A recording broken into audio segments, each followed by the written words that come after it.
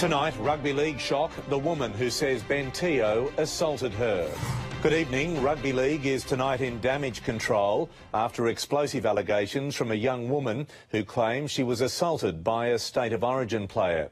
She says she suffered a fractured eye socket at the hands of South's Ben Teo. He has vigorously denied her claims. Danny Weidler has this exclusive report. This is Katie Lewis being a normal 22-year-old. It's taken her almost a month to feel like that again after a night out in Brisbane that ended with her looking like this, an image that will make NRL boss Dave Smith feel sick in the stomach.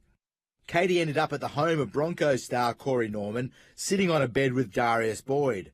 This is where accounts differ, but according to Katie, when South star Ben Teo entered the room, things got ugly. Ben Teo was at the door and I tried to get out. I had my shoe in my hand and I hit him like on the shoulder.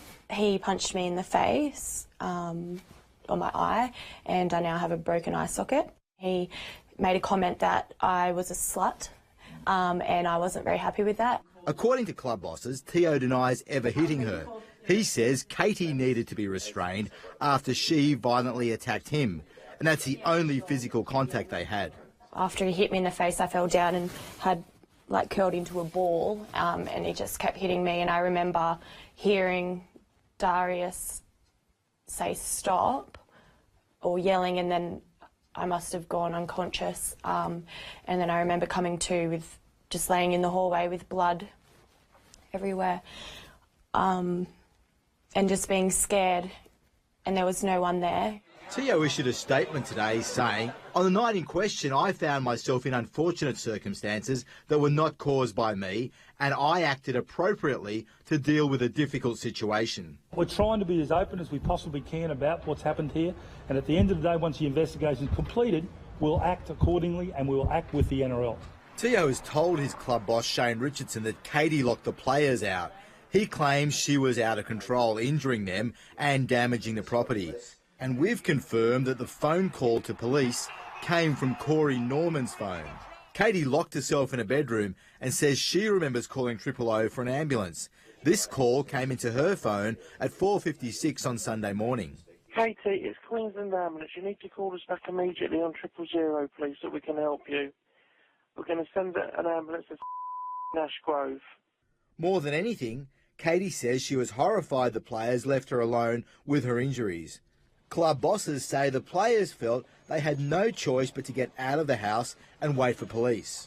There was 3 of them there, and all 3 of them agreed to leave me there. I could have been seriously hurt. I could have been dead for all they know. Katie was later dropped at the hospital by police. Her discharge letter states Katie presented to Royal Brisbane and Women's Hospital after being punched in the eye by a man. She suffered a left orbital fracture.